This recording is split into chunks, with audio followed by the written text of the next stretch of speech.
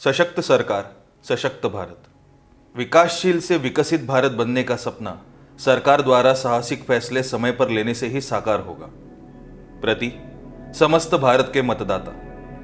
पिछले कुछ वर्षों से सरकारी तंत्र के प्रति लोगों के दृष्टिकोण में बदलाव आया है। सरकारी विभागों में पारदर्शिता आने से लोगों को त्वरित सेवाएं मिलने लगी है।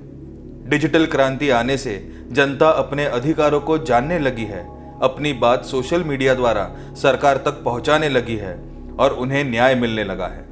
इसका श्रेय मुख्यतः केंद्र सरकार को ही जाता है। 2014 में मोदी सरकार सत्ता में आने के बाद जनहित में कड़े फैसले लेने से लोगों का विश्वास हासिल किया और अब आज़ादी के 75वें वर्ष में लोगों को सच्ची आज़ादी महसूस होने लगी। आज़ाद भारत के इतिहास में आज तक जनता के साथ किसी ने बात करने या राय जानने की कोशिश की, लेकिन नरेंद्र मोदी जी ने मन की बात द्वारा जनमानस से अपना संपर्क साधा। भारत के कोने कोने से हर क्षेत्र में कार्य करने वाले विशेष प्रतिभाशाली व्यक्तियों को खोजकर वो मन की बात में देश को उनसे अवगत कराते हैं। मन की बात का मुख्य उद्देश्य है मजबूत भारत, जनता की मन का भारत और आने वाले समय में भारत कैसा होगा। जनता से सुझाव लेकर सरकार भारत के जनता की बात जानेगी। विपक्ष के विरोध के बावजूद भी उन्होंने मन की बात को जारी रखा। हमारी तो बस इतनी विनती है कि देश के हर नौजवान तथा स्कूल में पढ़ने वाले बच्चे ये कार्यक्रम सुने और उस पर गौर करें, तभी हमारे नए भारत का निर्माण होगा। यदि देश का नेतृत्व मजबूत हाथों में है और इच्छा शक्ति मजबूत है तो कुछ भी असंभव नहीं है। सम्माननीय प्रधानमंत्री जी ने पूरे देश का साक्षात्कार विश्व से करवाया। देश और समाज के हित में दशकों से चले आ रहे मुद्दों पर कड़े फैसले लिए। इसीलिए मोदी है तो मुमकिन है कहने में कोई संकोच नहीं होता। मोदी जी ने अपने कार्यकाल में अब तक कई साहसी फैसले लिए। कुछ महत्वपूर्ण फैसले इस प्रकार से। अनुच्छेद 370। अगस्त 2019 को केंद्र सरकार ने धारा 370 को निरस्त करने का ऐतिहासिक कदम उठाया, जो जम्मू कश्मीर राज्य की स्थिति का आधार है।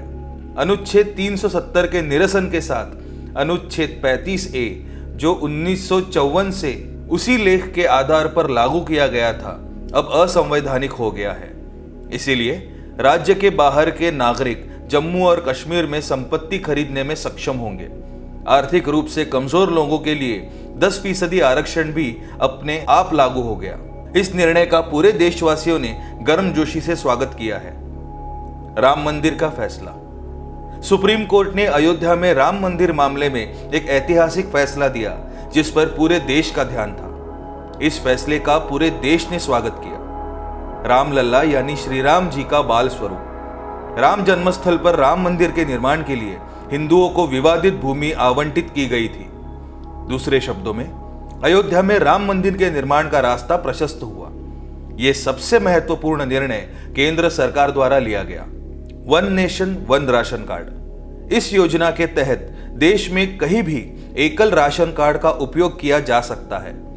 किसी भी राज्य में राशन कार्ड धारक किसी भी अन्य राज्य में राशन की दुकानों से कम कीमत पर सस्ते खाद्यान्न खरीद सकते हैं। इस योजना से भ्रष्टाचार पर अंकुश लगेगा। इसके अतिरिक्त रियायती राशन उन गरीबों को दिया जा सकता है जो रोजगार या किसी अन्य कारण से एक स्थान से दूसरे स्थान पर जाते हैं। उन्हें राशन से वंचित नहीं रहना पड़ेगा। यह सभी के लिए सुविधाजनक है। जन धन योजना। शून्य शेष राशि बैंक खाते खोलने से ग्रामीण क्षेत्रों में लोगों को बचत करने का एक तरीका मिल गया है। शून्य शेष राशि बैंक खाते के साथ 5,000 रुपए तक का ऋण और बीमा सुविधा मिली, जिससे गरीब से गरीब व्यक्ति को आश्वस्त किया कि उसे इस योजना से समर्थन मिल रहा है। जीएसटी कर प्रणाली। वित्तीय क्षेत्र में सबसे बड़ी घोषणा जीएसटी है। गुड्स एवं सर्विस टैक्स प्रणाली को वन कंट्री वन टैक्स नीति के तहत पेश किया गया था।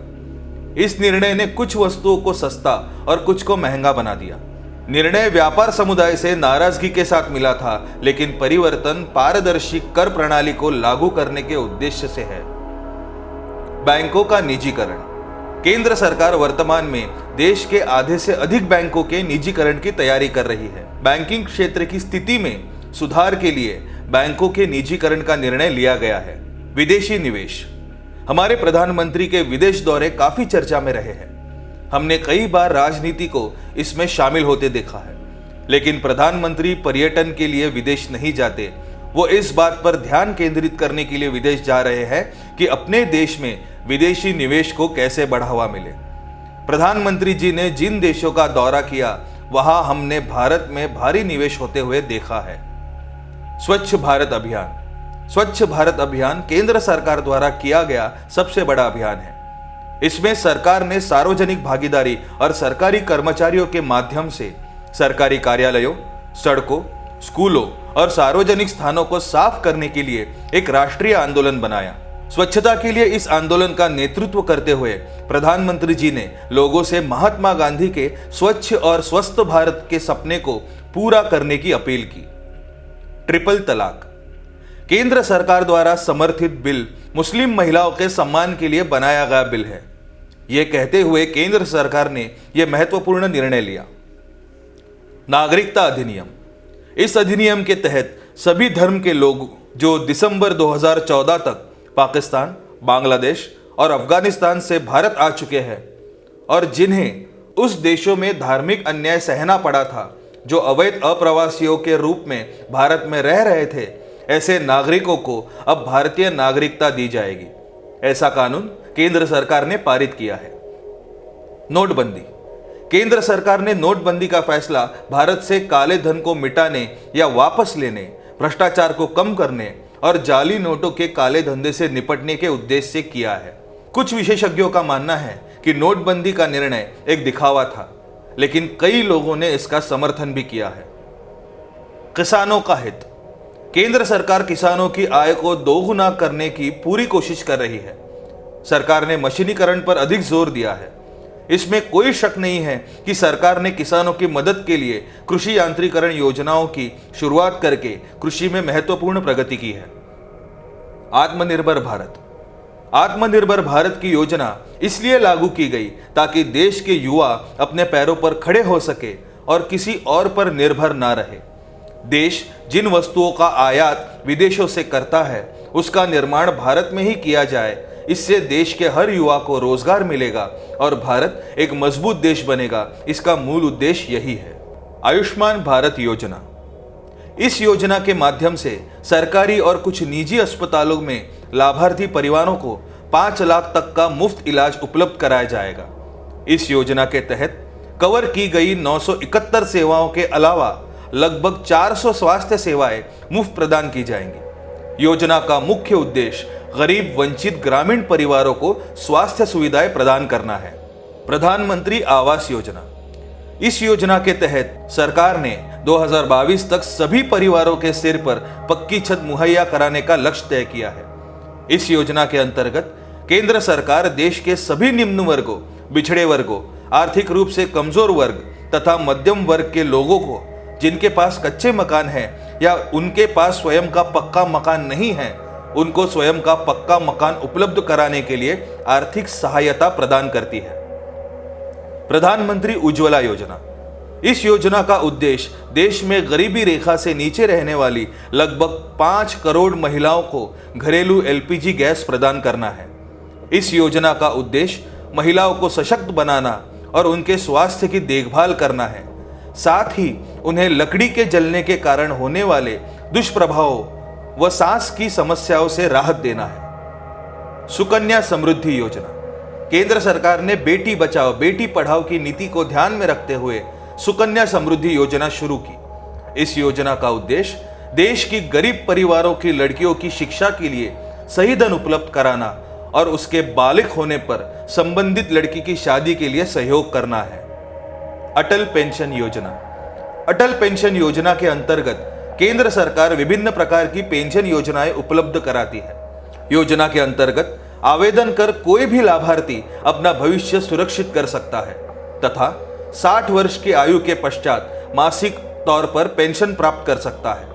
अटल पेंशन योजना असुरक्षित आय, असंगठित रोजगार के क्षेत्र में काम करने वाले बुजुर्गों के लिए वित्तीय और सामाजिक सुरक्षा का एक रूप है। केंद्र सरकार की कुछ अन्य सरकारी योजनाओं की सूची।